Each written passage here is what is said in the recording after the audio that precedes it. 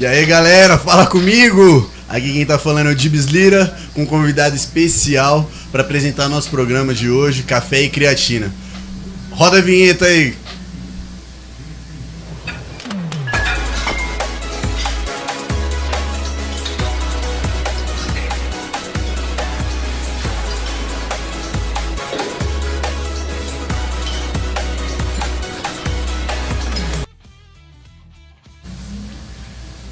Galera, bom dia, boa tarde, boa noite. Vamos dar início a mais um programa aí, Café e Creatina, onde a gente fala de saúde. Fala de beleza, inclusive o nosso convidado é muito bonito, vocês vão reparar que a careca dele é lustrosa. É um cara que é muito gente boa, um cara do bem. Eu tô com o currículo dele aqui, mas se eu for falar o currículo dele, eu vou demorar 2h30. E aí passa o tempo do nosso programa. O principal aqui, que ele é doutor em Educação Física, ele também é dono de uma academia. A gente vai falar um pouquinho sobre isso, a gente já falou bastante nos programas anteriores aí. A gente vai falar de saúde, emagrecimento. Ele é o nosso professor Messias, é um monstro sagrado. Fala comigo, Messias. Salve, galera, uma boa tarde a todos. Muito feliz pelo convite, de estar aqui prestigiando o trabalho de um amigo meu e tentar contribuir da melhor maneira possível. A gente já falou sobre... Vou aproveitar o gancho aí, a gente já falou sobre contribuição, trabalho social. Tanto o Messias quanto eu, a gente trabalha com alunos de escola, onde a gente tem uma comunidade muito carente. Eu queria que você falasse um pouquinho do seu trabalho. Como que você acha que o professor de Educação Física tem um impacto positivo na vida dos alunos, principalmente quando a gente pensa na periferia? Olha, o professor de Educação Física na escola é o professor mais querido que tem, né? Nós somos muito amados lá, né? E isso é um ponto positivo, porque eles, não sei se você já reparou, Dibs, eles nos copiam em muitas coisas, né? Então, a gente tem um certo impacto no cotidiano deles. Esses dias o aluno chegou, geralmente eu vou dar aula, eu tenho, né, lá quadra, eu tenho um tênis de futsal da Topper, né, que eu trabalho. O aluno chegou, professor, meu tênis igual o seu, tipo, eles copiam tudo que a gente faz, o que a gente veste. Então, aproveitar esses momentos, né, sabendo que nós somos uma boa referência para eles, para passar coisas positivas, né, pontuar ali em alguns momentos que são pertinentes da aula, né, a gente consegue pegar alguns problemas que acontecem na aula como uma forma de você tentar demonstrar para eles ali, olha, qual que é o caminho. Você já tive uma aula interessante, estava dando uma aula sobre jogos e brincadeiras. E aí, 6º ano, e eu fiz uma brincadeira lá do pega-pega corrente. E o aluno correndo, brincando, se divertindo, chegou uma hora que ele parou, começou a passar mal, senti, professor, eu acho que eu tenho um problema de saúde. Eu acho que eu vou morrer. Eu falei, por quê? O que você está sentindo? Não, estou sentindo uma queimação aqui, tá ardendo, eu nunca senti isso antes. Então, provavelmente era um aluno que a maior parte do tempo ficava sentado, teve ali o diafragma, começou a entrar em acidose, o cansaço, ele associou aquilo com um problema de saúde. Ele é um momento muito bacana para você parar, explicar para ele que não é isso, que é normal, né, que ele só está descondicionado, que vai passar. Então, assim, são várias coisas emocionais mesmo. A gente percebe que eles têm uma imaturidade emocional muito grande, né? Nos jogos também, né? Não sabem perder, não sabem valorizar a vitória do outro, sempre terceiriza, né? Esses dias eu estava conversando com os alunos em relação a essa questão de ter maturidade emocional. Eles jogaram, perderam, e aí começou a acusar o árbitro, né? Sim. Que eu falei, mas e o seu papel? Você não poderia se empenhar um pouco mais, né? Poderia, como é que, se você tivesse feito melhor, será que o desfecho não seria diferente? Não dá só para terceirizar a culpa. Então, assim, talvez alguns estão acostumados somente em passar a mão na cabeça e não mostrar a vida real ali, né? Porque fora do seu mundinho, do mundo escolar, tem a realidade. A gente tem que preparar essas pessoas para a realidade. E acho que o papel do profissional de educação física na escola, nós, por termos mais essa proximidade, às vezes o aluno tem mais facilidade de conversar com a gente, tem mais empatia, a gente pode aproveitar esse gancho aí e tentar direcionar de uma maneira melhor. É muita gente, tem sala que é muito grande, mas dá para ser um pouco mais pontual ali e tentar, de certa forma, direcionar melhor. Sim, sim. A gente começou com um tema bem leve e realmente o professor de educação física é o mais querido da escola, é o mais amado.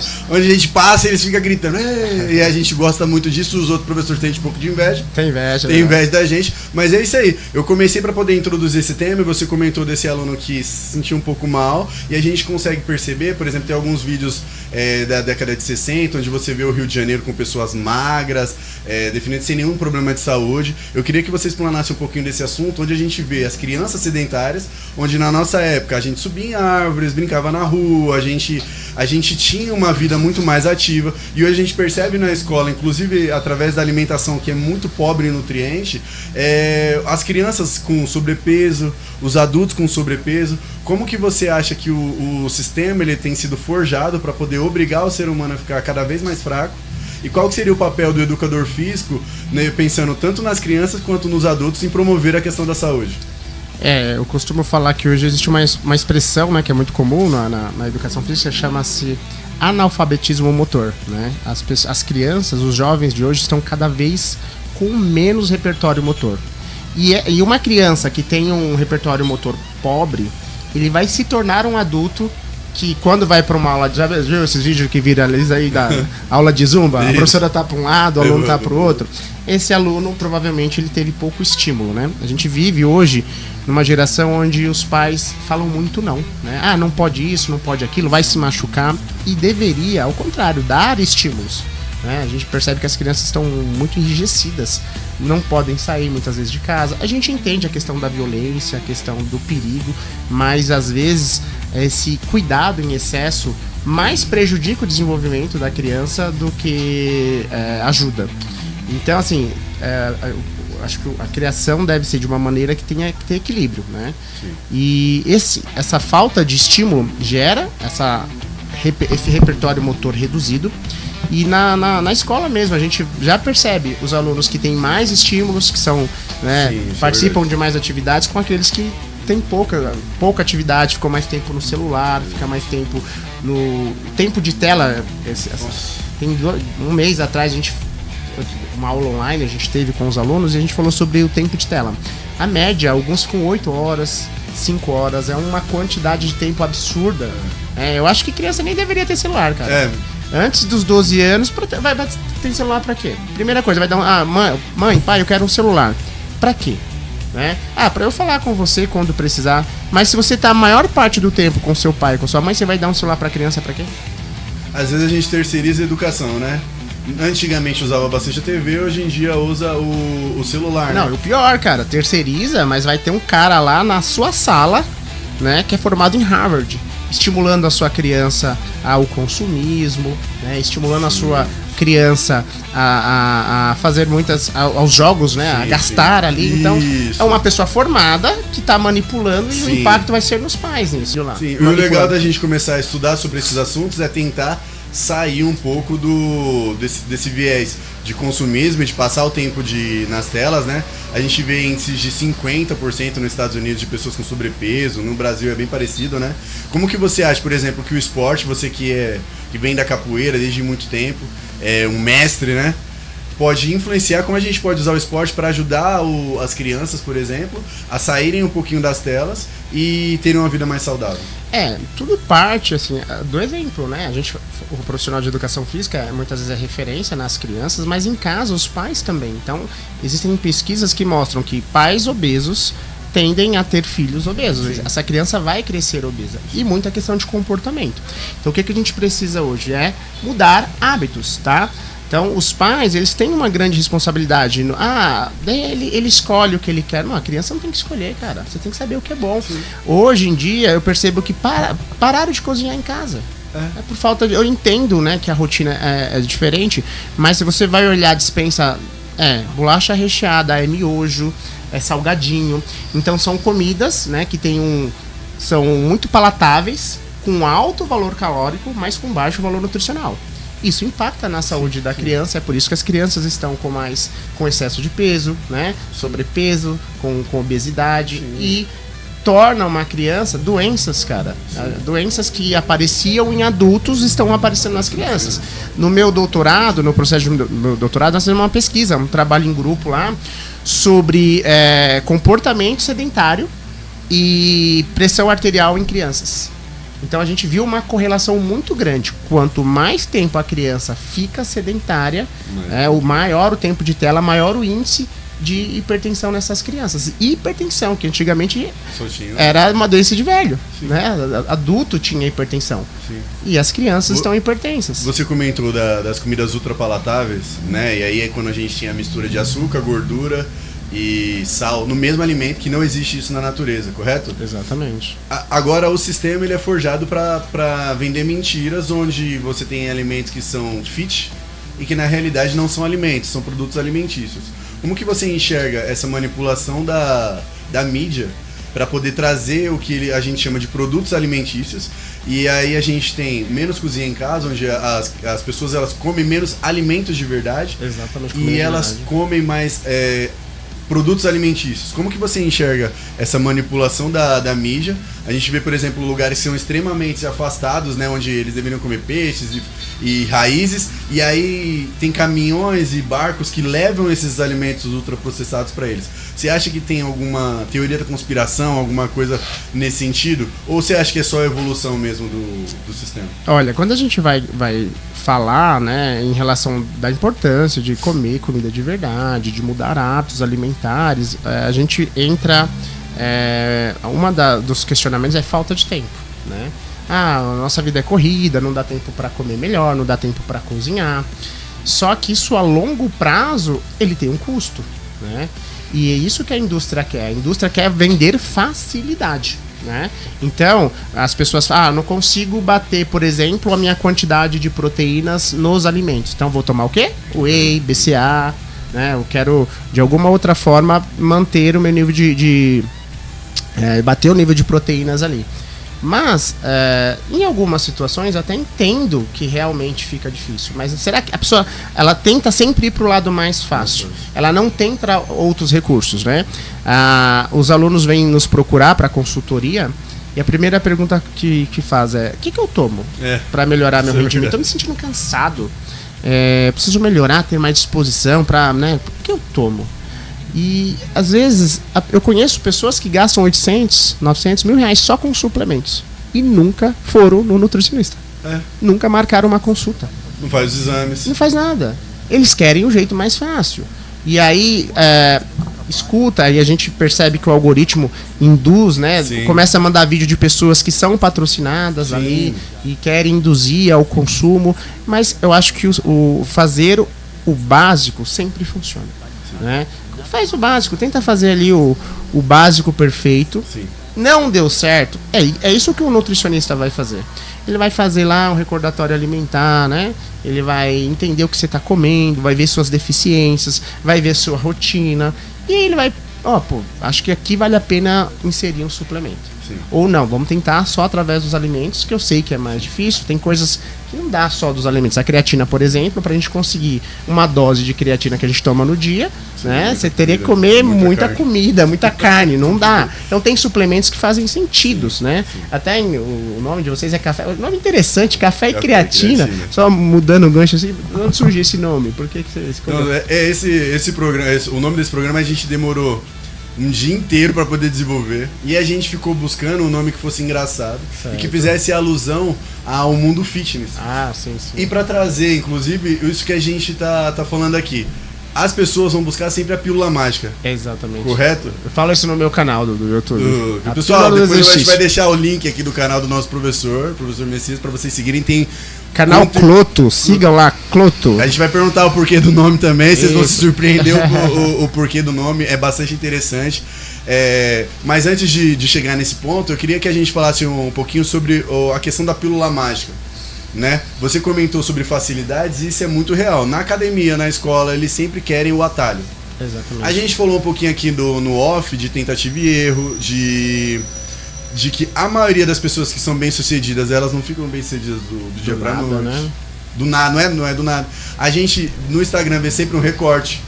E eu queria perguntar pra você, como que você enxerga, por exemplo, hoje em dia viralizou a ideia do fake neri, do suco, se vende muito essa ideia dos hormônios, os peptídeos estão vindo com um boom aí de facilidades. Como que você enxerga até a internet vendendo de maneira mais escrachada, vamos colocar assim, um corpo ideal através da pílula mágica, através dos peptídeos, através do suco, através do hormônio? Eu costumo falar que se existisse a pílula de exercício, né? A pessoa que conseguir sintetizar, né? Seria o remédio mais vendido do mundo. Mas infelizmente não tem.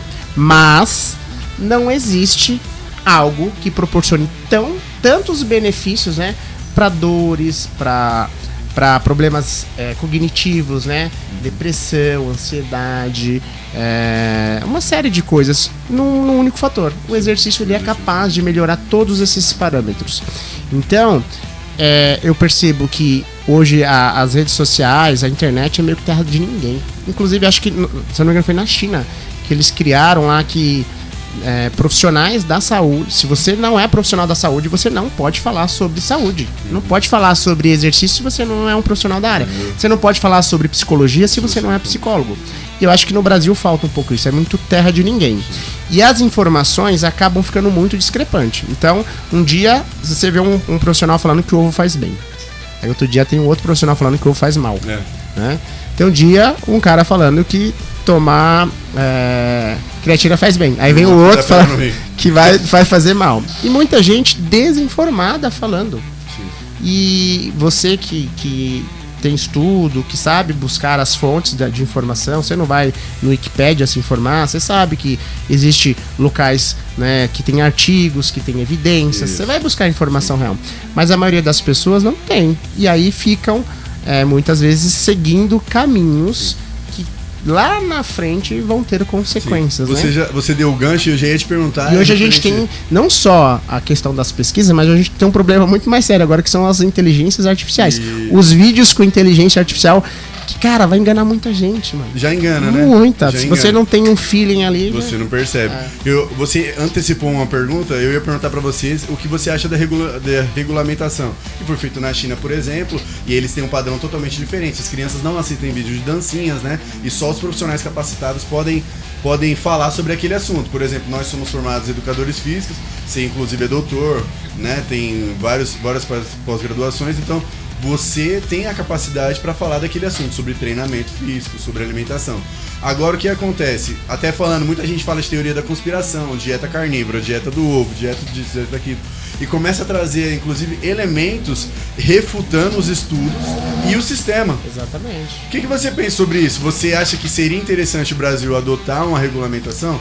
Você acha que, por exemplo, empresas que financiam os estudos podem, inclusive, puxar a sardinha pro prato deles, onde, por exemplo, você pode ter um estudo tendencioso, onde faça você acreditar que tal suplemento, tal medicamento, ele é mais propenso a te trazer um benefício, quanto alguns outros alimentos não? Ou você acha que isso não existe? Cara, no outro podcast que eu participei, a host, ela foi muito pertinente. Assim, ela perguntou, Messias, você... a gente estava falando de influenciadores e tal, mas você é influenciador? Porque você conhece. E as pessoas que têm conhecimento, se não falam, aquele que tem voz e não tem conhecimento, ele é o que vai dominar o mercado. E eu percebo que na área acadêmica, hoje eu já vejo grandes profissionais, né, de pesquisas que eu participei, de congressos que eu conheci, que hoje estão influenciando. Só que é absurdamente... diferente a galera que segue. Então, um cara bom, tópico, o cara pesquisa, faz estudo, o cara vai lá e tem 300 mil seguidores. Aí um influenciador que não tem conhecimento, ele só tem a habilidade ali com as mídias sociais, o cara tem 2 milhões, 3 milhões, falando abobrinha pra caramba.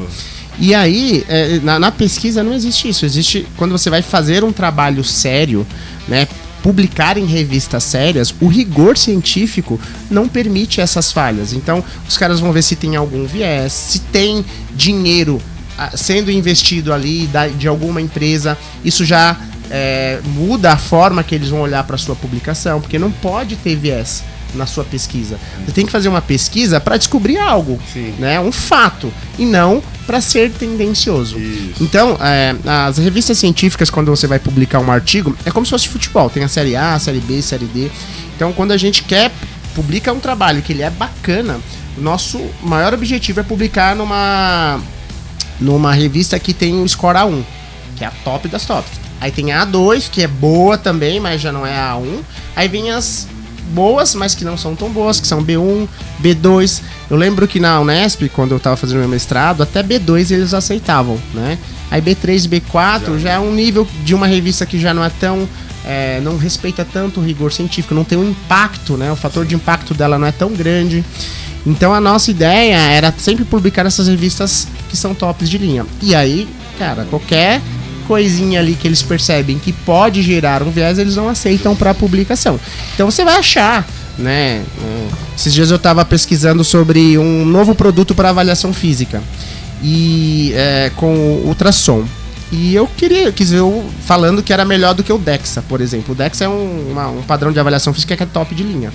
Falei, caramba, é melhor que o DEXA, mas o DEXA é uma máquina, né? Geralmente para laboratório é caríssimo. Se ele é melhor que o DEXA, ele é mais barato, vale muito a pena, né? Mas eu fui ver, tem os artigos? Tem. Aí fui ver um dos artigos, o artigo no American College. Eu já participei do American College, já apresentei alguns artigos lá. Falei, no American College, legal, mas só tava o abstract. E aí, quando você manda lá o resumo, depois você tem que publicar numa revista. Não, publicaram. E já tem alguns anos isso.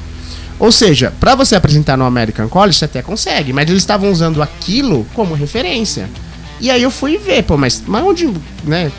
Qual foi o critério que foi usado? Não tinha os artigos. Aí tinha artigos publicados comparando com a bioimpedância. Então, qualquer coisa é melhor que bioimpedância, né? Então não é muito válido. Tema polêmico aí, qualquer coisa é melhor que bioimpedância. Então com a bioimpedância tinha um artigo validando, mas com o DEXA não tinha. Então, mas os caras estavam tentando vender que era melhor que o DEXA. Tava lá, tipo, até uns tiquezinhos, né, de comparando, portátil.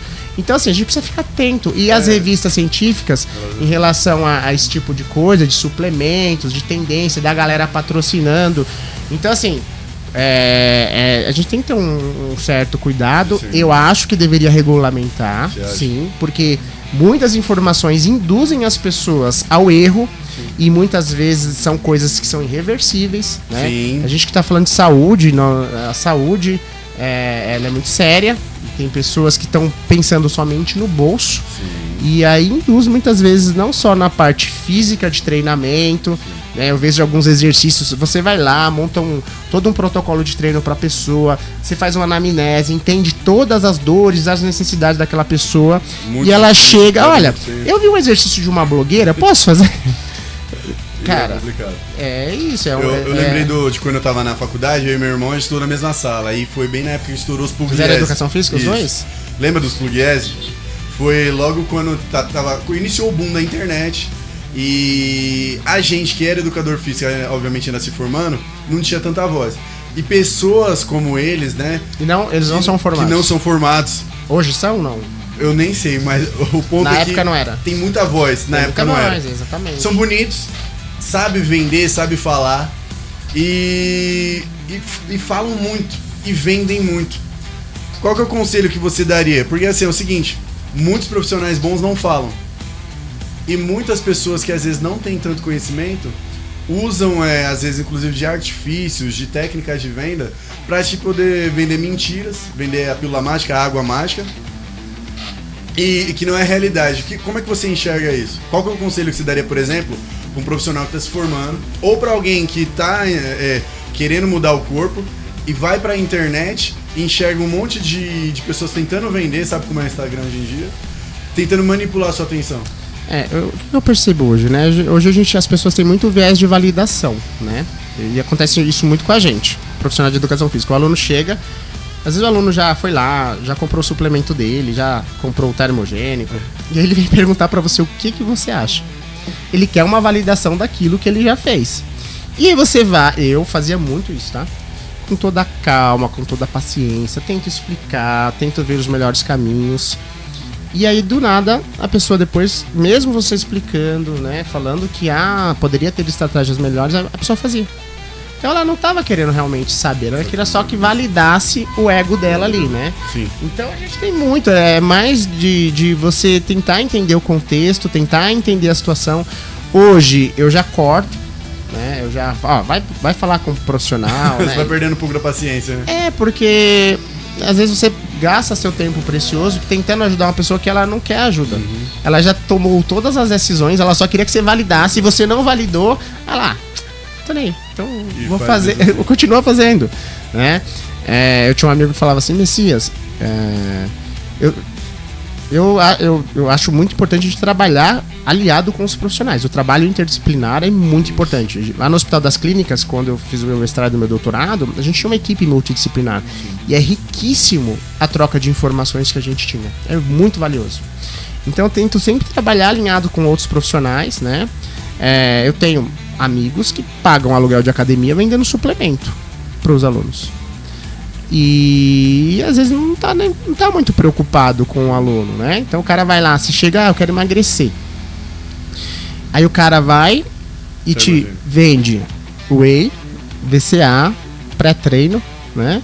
Coloca lá um pós-treino e te vende um termogênico. O cara quer vender, mano. E não tá nem aí. Não tá nem aí se você tá precisando daquilo ou não. Não tem ali, igual o nutricionista faz toda uma triagem, um recordatório alimentar, uma análise mais minuciosa. E a galera, às vezes, quer isso, mano. Quer coisa rápida. Né? A pessoa quer... Quer mentira. Quer mentira, mano. Infelizmente. Você tocou num ponto polêmico que eu tenho minha opinião muito particular. O quanto você acha que a suplementação ela interfere em resultados? Assim, obviamente, talvez não consiga dar um número exato, mas falando de proporções, por exemplo, o quanto você acha que é importante a pessoa usar de artifícios suplementares para ter resultado? Por mais que a gente estuda, né, sobre suplementos, tal, entende, eu estudei muito fisiologia do exercício, eu sempre tenho esse cuidado de passar a bola para um profissional da nutrição. Galera, sempre busque um profissional, né, e um profissional que não tenha viés. Porque às vezes você vai buscar um profissional que às vezes é patrocinado ali por alguma indústria, ele vai querer que você consuma, vai falar que aquilo é bom. Sim. Então tem que tomar esse cuidado. Existem pouquíssimos suplementos que têm a evidência científica comprovada. A creatina a creatina é uma das mais estudadas no mundo para vários benefícios. A cafeína também, tem o bicarbonato também, tem bastante estudos assim que são relacionados. Que dá para ter um respaldo, mas a grande maioria surge alguma coisa, né, de pesquisa, por exemplo, a galera vai lá e já tenta fazer um suplemento, né, para induzir a galera a comprar, né, que seria um secretagogo, algo muito próximo ali do que o suplemento iria fazer, mas não tem comprovação científica. E a galera compra. Então, assim, em relação ao suplemento, eu acho muito importante a pessoa procurar um profissional, né? Por mais que o profissional de educação física às vezes estudou, tenha vivência nele, né? Mas isso, o ideal é cada um tem sua realidade, cada um tem a sua necessidade. O que funciona pro Dibs não funciona pra mim às vezes. Cada corpo é um universo. Corpo é um universo. Então aí o ideal é buscar um profissional, né? Entender ali se houver a necessidade de ter uma suplementação, o profissional vai mapear e vai fazer isso. Né? Até porque, como eu te falei, a maioria e outro quem mais suplementar é dar a mais, né? A gente dar a mais para quem precisa de mais. Teoricamente, quem mais precisaria seriam os atletas. Os caras às vezes treinam manhã, tarde, noite, e são os que menos consomem. Caramba, isso agora você me pegou de surpresa. Eu realmente não sabia. São os que menos consomem suplemento, porque eles já têm uma equipe ali que cuidam de tudo, né? Que eles precisam. Horário de comer, o que precisa, quais são as fontes alimentares, o que vai fazer diferença no esporte que ele pratica ou não. Então, eles acabam consumindo menos do que a grande população. 95% das pessoas que consomem suplemento muitas vezes não precisaria. E olha que eu tava vendo uma reportagem que é muito complexa a questão de suplemento. Por exemplo, o bicarbonato é um dos suplementos mais estudados e teoricamente ele tem o benefício principalmente em running, corrida. Só que o que acontece? A maior parte das pessoas que usam às vezes precisam ir no banheiro. Então você tomou o suplemento, ele tem o benefício, só que ao mesmo tempo ele causa uma reação. Uma das minhas curiosidades por conta do nome é porque gerou... Café com creatina, você já tomou? Não, então, gerou uma polêmica, né? O pessoal aí, um tempo atrás, sobre misturar a cafeína e a creatina, né? E aí eu falei, será que é por conta disso que ele escolheu? E a gente sabe que pode dar ruim, né? Você misturar a cafeína, até porque eles são antagônicos. E tem uma galera aí pirada misturando os dois pra potencializar. Café com óleo de coco. Então, é umas misturas meio perigosas às vezes, né? Você já toma o nome já me chamou a atenção. Já falei, será que ele tá misturando? Você gostou do nome? É criativo. É legal. Mas me lembrou dessa polêmica da galera aí querendo tomar café com creatina. Café com óleo de coco, café com tudo. Então. Daqui a pouco você vai falar um pouquinho do seu programa. Eu queria que você falasse agora um pouquinho sobre epigenética, porque o que acontece? Inclusive na escola a gente dá aquela aula de doenças crônicas não não transmissíveis, como diabetes, por exemplo, sim. né, para quem tá assistindo a gente. E a gente vai começando a reparar que a genética tá mandando muito pouco. Quanto você acha que a gente tem de influência de genética, quanto que é o meio onde você vive que vai te gerar algum tipo de doença ou algum tipo de resultado? Como que você enxerga isso na vida do modo geral? Olha, não só na parte do rendimento esportivo, mas do surgimento de doenças mesmo. A gente sabe que o ambiente influencia bastante, né? Por mais que teoricamente você tenha ali genes, né? Se você está num ambiente que não aguça aquilo, que não estimula, você pode não desenvolver. Sim. Né? E o cloto, né? Quando tá falando cloto, é uma proteína da longevidade. Meu canal do YouTube chama-se cloto por conta dessa proteína da longevidade. E o exercício físico aumenta a quantidade de cloto. Então, o que o cloto faz? Lá no cromossomo, nós temos uma estrutura do cromossomo que vem todo o seu código genético. Então, se você está exposto à bebida, a perda de sono, má alimentação, ao sedentarismo, essa extremidade dos cromossomos que protege todo o seu código genético, ele vai ficando gasto e vai te expondo a modificações genéticas. Sim. Tá? E você acelera esse processo com todos esses comportamentos que eu estou te falando. E quando você faz o exercício, você aumenta a quantidade dessa proteína que é cloto, que ela, de certa forma, ela protege essa base do cromossomo. Ela aumenta a integridade desses cromossomos e evita você, de maneira precoce ou até mesmo de maneira tardia, expor os seus... a sua base, o telômero, expor o telômero a essas modificações gênicas. Então, você ter bons hábitos, é o que eu sempre falo, né? Tem um pesquisador que ele fala, ele defende a ideia do fim das dietas, né? Porque às vezes você entra numa dieta que você não tem condições de manter aquilo por muito tempo. Sim. É muito radical, né? Aquilo, o alimento tem as questões de memórias afetivas. Já pensou, você tá numa dieta, aí você vai na casa da sua avó e tem aquele bolinho que quando você era criança você adorava sentir o cheiro e comer, só que você tá dieta e não pode comer. Percebe que isso começa a gerar um bloqueio, um certo incômodo, e muitas pessoas não suportam por muito tempo e abandonam as dietas. Então, ele sempre fala sobre a ideia de mudar hábitos, né? Você fazer algo que você consiga mudar por muito tempo. Então você pode comer aquele doce, aquilo que você gostaria, né? Você tem ali na sua rotina, mas mudar a quantidade, a frequência, o quanto você come. Então, o seu comportamento, ele influencia muito a sua base genética, tá? Porque isso realmente, ao longo dos anos, você consegue ou estar mais protegido, retardar processos de envelhecimentos fisiológicos, ou você pode antecipar, né? Que a gente percebe bastante. Esse assunto é muito interessante. Da onde que surgiu o nome do seu canal? Foi durante uma pesquisa, se eu não me engano? Como é que... Exatamente. Uma das disciplinas que eu fiz, você tem no mestrado você tem que fazer algumas disciplinas obrigatórias. E uma das disciplinas que eu fiz foi lá na reumatologia da Faculdade de Medicina da USP. E estava se discutindo muito sobre essa proteína cloto lá, né? E me despertou a atenção. E aí, a gente fazia algumas pesquisas. Eu tenho um amigo pesquisador, Rodolfo, que na época ele era da Uninove, que ele tinha algumas pesquisas relacionadas ao cloto com o exercício. Até então eu sabia do cloto sobre o papel da longevidade, mas eu não sabia de pesquisas que faziam o exercício. E a gente fez uma revisão sistemática em relação ao cloto, né? A gente publicou, inclusive, bem na pandemia, foi bem bacana, porque a gente falava sobre várias doenças crônicas.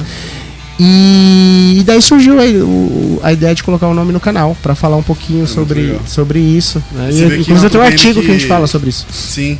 É uma proteína que é pouco conhecida, né? Pouquíssima conhecida, né? Quase não é falado, né? Não só ela, tem outras que estão relacionadas aos potenciais benefícios do exercício, né? Sim. Mas o cloto é uma das recentes aí que ganhou destaque. Que legal. Eu queria, pessoal, muito bacana o nosso papo. Se vocês quiserem, podem mandar perguntas aí que a gente faz aqui ao vivo. Tá ao vivo? Tá ao vivo? A gente nem sabe mais. Eu queria que você falasse um pouquinho da sua experiência nos Estados Unidos e, se possível, você conseguisse deixar alguma dica até para os alunos ou para alguém que almeja ter uma carreira, né, nessa área de educação física, você que é um monstro, né, nessa questão, em doutorado, mestrado. Quais as dicas Primeiro eu queria que você falasse um pouquinho da sua experiência, né, em fazer o doutorado, em ir para os Estados Unidos. E quais as dicas que você poderia dar para as pessoas que almejam chegar onde você está?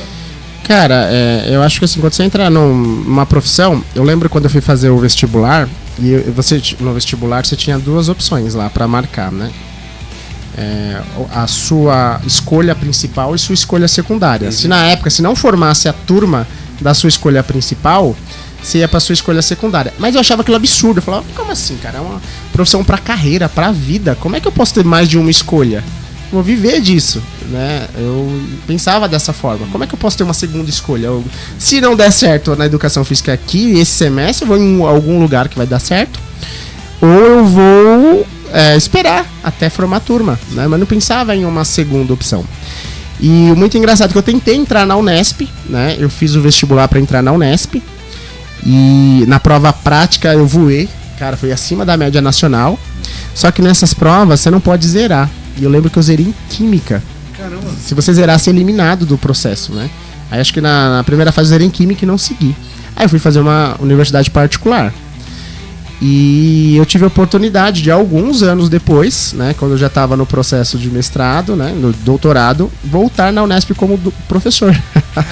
Que loucura, eu fui dar uma disciplina de capoeira lá, porque lá tem, né? Nas universidades particulares, geralmente você tem a disciplina de lutas. Então você fala sobre todas as lutas, né, num bloco ali de um semestre. Lá é diferente, lá você tem uma disciplina só de capoeira, uma disciplina só de judô. Eu tive a oportunidade de dar essa disciplina de capoeira. E me remeteu isso na cabeça, né? Caramba, eu fui rejeitado no vestibular, hoje eu volto como professor, como o mundo dá voltas e o quão é importante você saber o que você quer. E a gente percebe hoje também que houve um sucateamento do nível superior, né? A gente percebe que a qualidade dos cursos não estão bons. Acho que vale hoje, uma universidade de educação física pública ainda vale a pena, pela estrutura, por toda a grade curricular que tem, a sua formação. E lá, inclusive, eles incentivavam muito a pesquisa. Você, como aluno, tem os programas de iniciação científica. Hoje a gente percebe que até as monografias, né, que era o que dava nas universidades particulares, inclusive, que dava ali uma certa vivência para o aluno para o meio da pesquisa, algumas nem tem mais a exigência de você fazer, então você vê que está bem para baixo o nível, né? E o maior absurdo a gente vê hoje educação física online. Meu Deus do céu. Uma galera chegando aí, gente, fazendo educação física online. A gente estudava bastante, fazia especialização, ainda sai com uma certa insegurança. Imagina online, como é que não tá vindo o pessoal.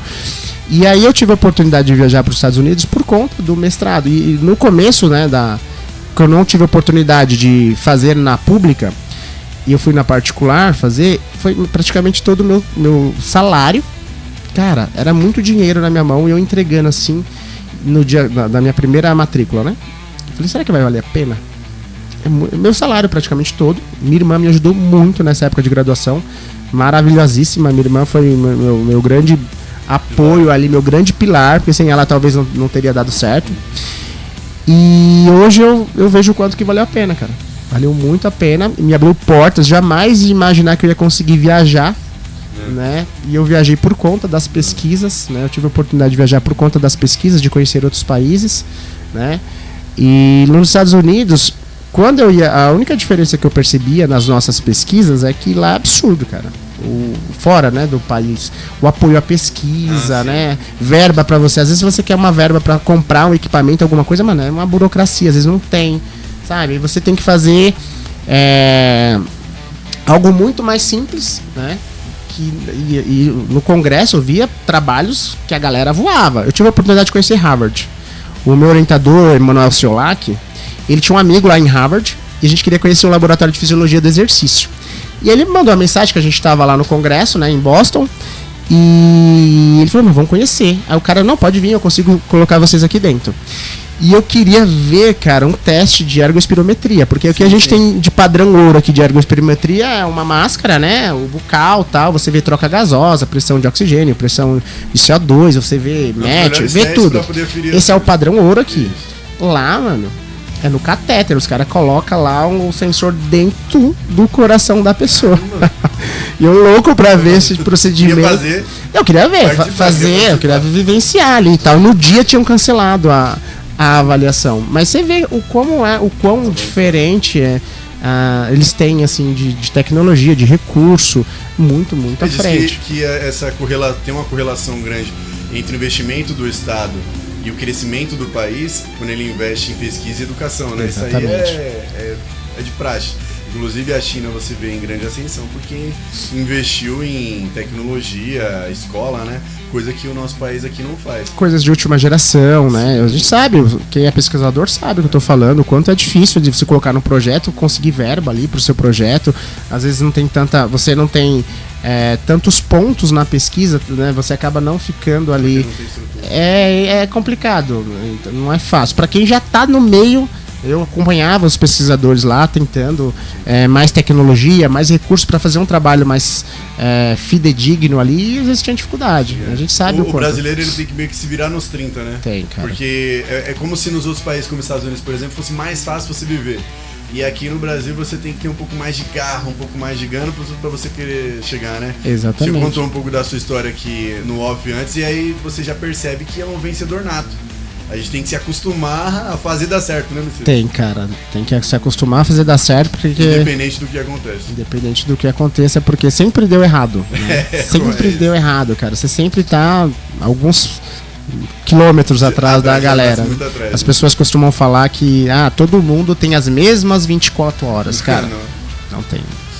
A galera que vai de ônibus trabalhar não tem as mesmas 24 horas daquela pessoa que tem a oportunidade de trabalhar em casa. Sim.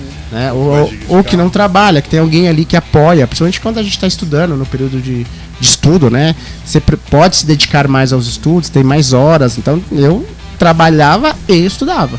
E eu tinha que trabalhar para pagar os estudos. E eu chegava na faculdade extremamente cansado, cara. E lá na época tinha... Hoje é data show, slide e tal. Tinha uns retroprojetor. Tinha que apagar as luzes, né? Pra conseguir enxergar.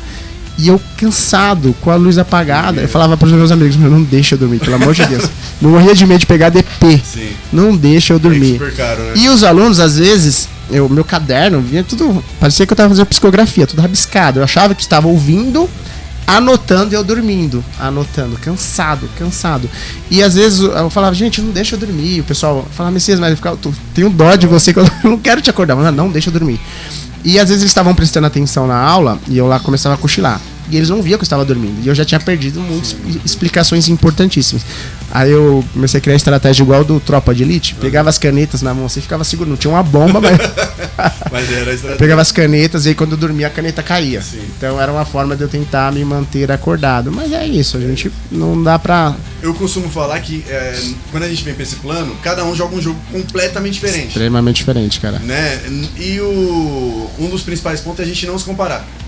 Então você tem Instagram hoje que você vê pessoas que têm muito dinheiro, ou dizem que tem muito dinheiro, que acordam 4 horas da manhã e deu 6 horas da manhã, ela já treinou. Banho gelado, banho gelado, meditação, né? Só que cada pessoa tem uma realidade. Sim. E eu acho legal a gente partir desse princípio que cada pessoa joga um jogo diferente. E você não deixou, eu quero que você deixe uma dica. Quero que você... pra quem, principalmente pessoas como nós que estão vindo de baixo e às vezes almeja chegar... Você tá num lugar muito bacana hoje, querendo ou não, tem um certo privilégio de ter facilidades que a gente não teve na infância. Quais os principais conselhos você pode deixar, principalmente para as crianças que estão às vezes assistindo a gente e que vai fazer com que ela às vezes tenha um pouquinho mais de garra, que ela possa almejar um futuro um pouco melhor. A gente que vem da periferia sabe que o que é oferecido para quem tá na periferia às vezes é só coisas ruins, né? E às vezes um exemplo como você, um professor que ascendeu na vida, pode gerar na criança a esperança de ter um futuro melhor.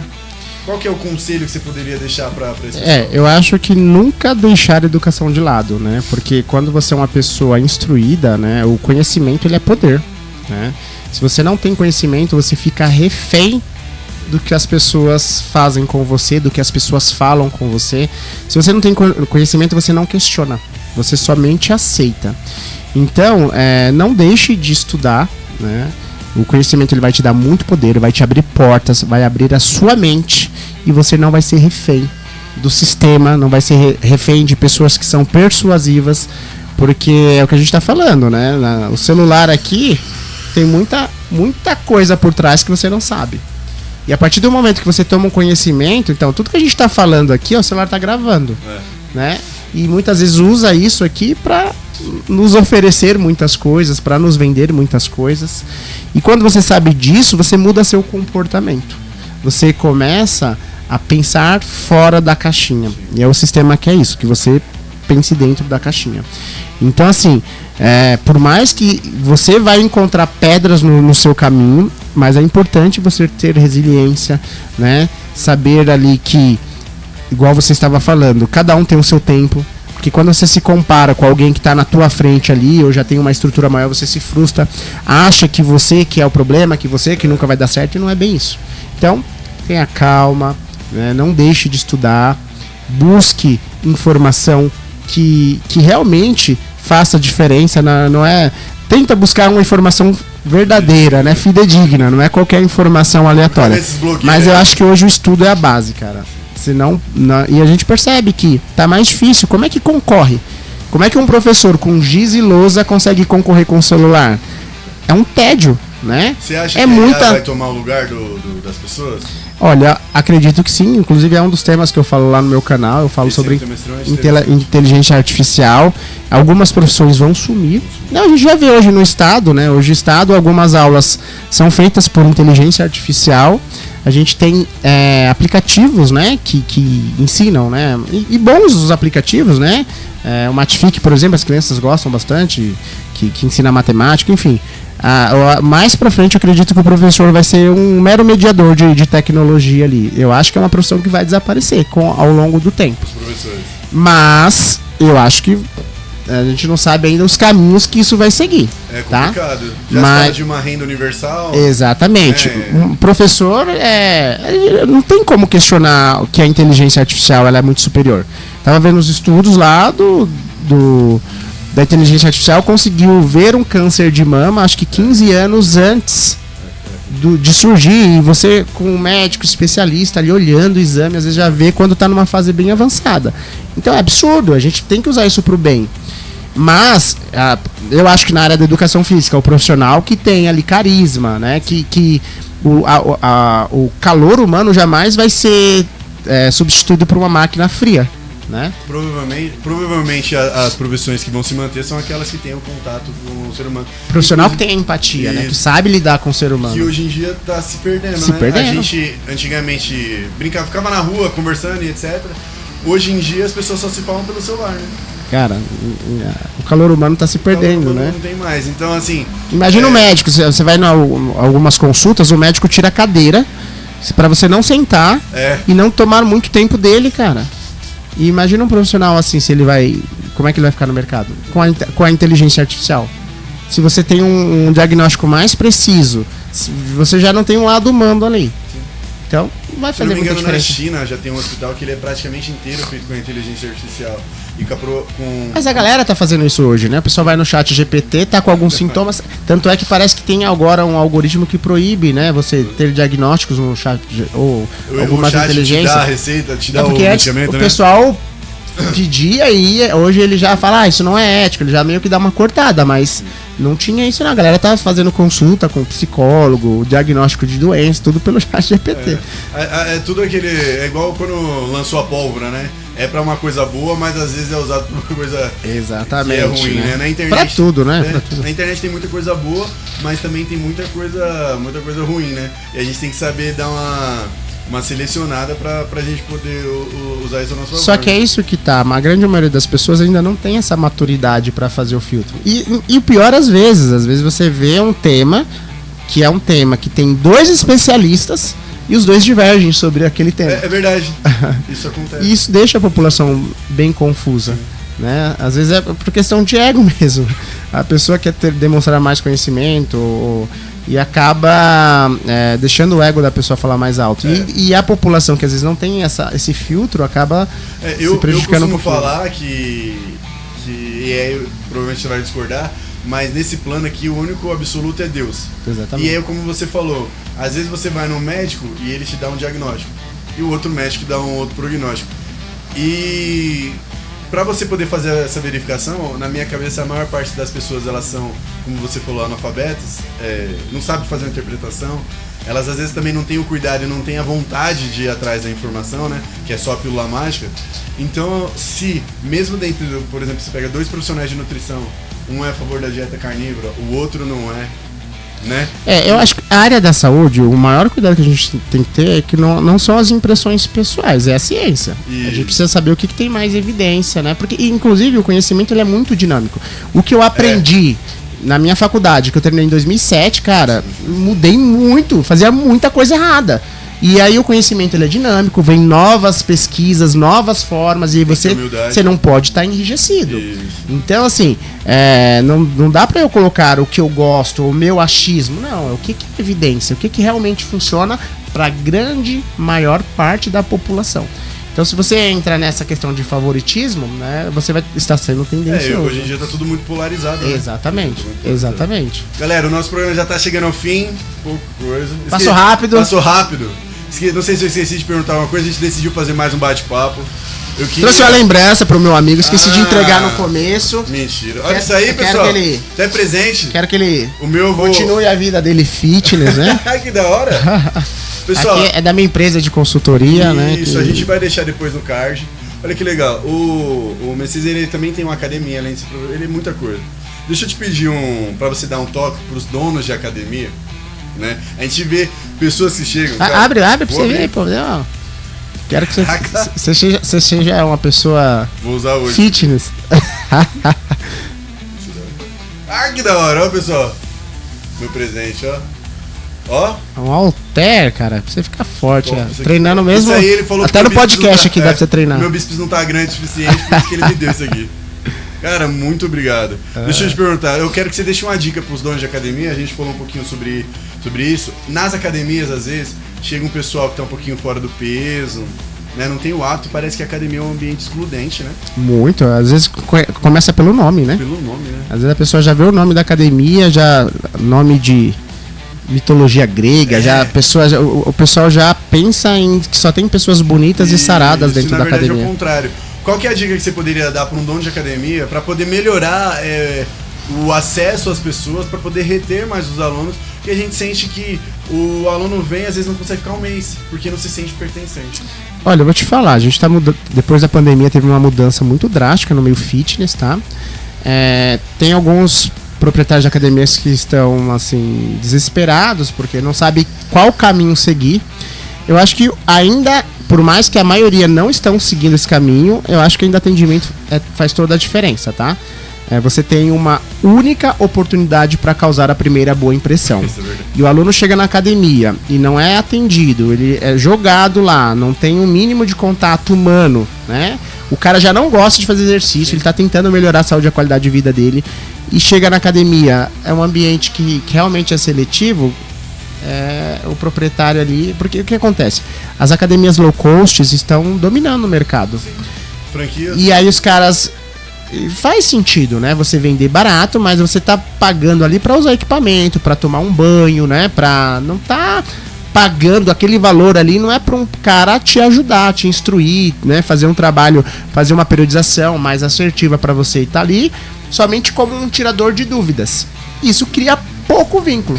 Então, se você tem esse viés de trabalhar com low cost e não oferecer atendimento, segue isso. Mas eu ainda sou do grupo que acredito que o atendimento faz diferença, né? É o que vai se manter, né? Então, principalmente com IA, É que eu percebo que as pessoas vão para a academia e muitos desistem. Né? Hoje a maior parte da população é sedentária. E aqueles poucos que tentaram iniciar um programa de exercício permanecem sedentários por conta de atendimento. não se sente pertencente, não tem o carinho. Não tem o hábito, exatamente. Às vezes, por exemplo... Por que as academias de CrossFit fizeram tanto sucesso? Por causa da questão do grupo, né? Das dinâmicas. A academia ela é um pouco, a parte de musculação é um pouco mais fria. Mas dá pra você tornar um ambiente assim. Depende de como é treinado a sua equipe. De Você como acha que as aulas, por exemplo... Eu ia perguntar do CrossFit, né? O CrossFit às vezes tem aula que tem brincadeira dentro da Isso aula. É bacana, agrega bastante, aí, né? Pelo layout da turma, você consegue reter mais os alunos, Exatamente. Né? Você acha que as aulas coletivas, elas podem auxiliar a reter os alunos? Como que você enxerga isso? Né? Muito. As aulas coletivas é um fator muito forte dentro da... Tanto é que nem todo mundo, principalmente mulher não gosta de musculação, né? Uma hora vai precisar fazer da musculação, a gente sabe disso. Uma hora não vai ter como fugir. Mas a grande maioria ainda não gosta e as aulas coletivas é uma grande oportunidade ali para ter uma retenção ali na academia.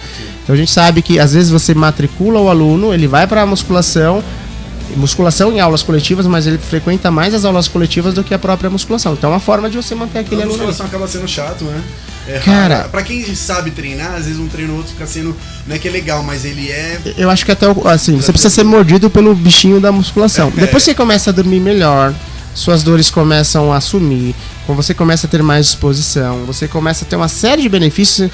Aí vem o que depois? O estético. Você começa a ver seu corpo legal, você muda o conceito. Não tem uma pessoa... Eu costumo usar a Shirley, a professora Shirley como exemplo, a professora que trabalhou com a gente. A Shirley, acho que em 2012, 2013, ela é uma negra, né? É uma preta, alta, bonita, só que ela não gostava de fazer musculação. Falei, vai treinar, que se você treinar, mas você não gosta de musculação. Hoje, você vai no Instagram dela, só foto de academia, ficou viciada. E eu falei, tá vendo? O bichinho da musculação te mordeu, mas ela falava que odiava. Né? Eu não sei se hoje ela ama, mas hoje ela tem mais frequência, o corpo dela tá bacana ainda. O resultado não vem do dia pra noite. Não vem do dia pra noite. Um pouquinho. Você tem algum conselho para os professores de educação física que querem se tornar uns professores melhor? Principalmente pensando aí no público que a gente tem. Porque é igual você falou, você montar um treino por montar, hoje em dia a IA faz. A IA faz. Como que o professor ele pode se diferenciar? Acho que a primeira coisa, o profissional, ele precisa entender qual nicho ele quer atuar. Sim. Porque quando você escolhe um nicho, a nossa área ela é muito grande. Não dá pra... Você pode conhecer tudo, mas você não vai ser bom em tudo. Então escolher um nicho, ele é importante. A partir do momento que você escolhe um nicho, você vai virar referência naquilo. Isso vai abrir mais portas pra você, pode ter certeza. Você vai ter mais credibilidade no que você tá fazendo. E as pessoas vão te procurar um pouco mais. E conhecimento, cara, se especializar naquilo. Não vou falar pra você, fazer pós-graduação, não. Acho que você precisa buscar alguma coisa que resolva, né, o seu problema. Né? Nem que seja cursos a curto prazo, participar de congressos, enfim, alguma coisa que te resolva. E um dos problemas maiores que eu vejo o profissional de educação física, a gente tem pouca habilidade com empreendedorismo, né? O profissional de educação física não tem essa habilidade de... A gente pensa somente em trabalhar para alguém, trabalhar em uma grande rede de academia, ou ser personal, mas às vezes, mesmo você sendo personal, você ali está sendo empreendedor. Se você não entende gestão de carreira, você vai ter muita dificuldade, né? Com o seu crescimento pessoal. Acho que isso faz muita diferença de um profissional ele decolar na carreira dele, tá? Você tocou num ponto que é essencial, primordial, que a maior parte das pessoas não pensa, e aí às vezes você sai da faculdade, nossa, ganha tão pouquinho e não percebe que tem um leque onde você poderia... E faz parte, tá? Você não vai sair da faculdade já... Antigamente a gente achava isso, né? Já vou sair ganhando mais. E aí tava num ambiente que você não tinha progressão ali, não tinha... Sim, ficava triste. E ficava triste, mas é um processo. Você vai começar ganhando menos, mas você não pode permanecer naquele lugar por muito tempo. Aquilo, ele vai te dar uma base. Você está ganhando pouco, como é que eu faço para ganhar mais daqui a tantos anos? Então você tem que mudar, pensar a longo prazo. Sim. Você não pode ficar numa zona de conforto. Isso serve para tudo na vida. Para tudo na vida. Senão você vai ficar ali preso a um salário pequeno, chateado, vai ficar frustrado com a sua profissão. E cada vez pior. Então, eu costumo falar, pare e repense sua vida a cada 5 anos. Né, para ter e replaneja, para você sempre não ficar estagnado. Messias, quero te agradecer. Eu que agradeço pelo convite aí, cara. Obrigado, viu? Sucesso aí pelo... A gente não explanou 10% do conhecimento desse cara. Espero que você consiga voltar numa outra oportunidade. Com certeza, convida aí e quando eu tiver com o meu funcionando, você vai lá também. Vou lá também pra gente poder conversar. Eu queria que você deixasse um beijo, um agradecimento pra quem tá assistindo. De repente um beijo especial aí pra alguém que te ajuda, né? Que faz parte da sua vida. Aquele momento, beijo da Xuxa. Agradeço aí a audiência, né? Sigam lá minhas redes sociais, Messias Saúde Personal, meu canal do YouTube lá, canal Cloto, tá? A gente fala sobre exercício, sobre saúde, qualidade de vida. E agradecer mesmo pelo convite de vocês, desejar um sucesso para vocês aí, que esse canal ele cresça cada vez mais, né? Igual a creatina faz com os nossos músculos, que vocês tenham o mesmo crescimento exponencial aí. Cara, muito obrigado. Abraço. Obrigado. Pessoal, esse foi o nosso Café e Creatina. Obrigado, viu? Valeu, galera. Valeu.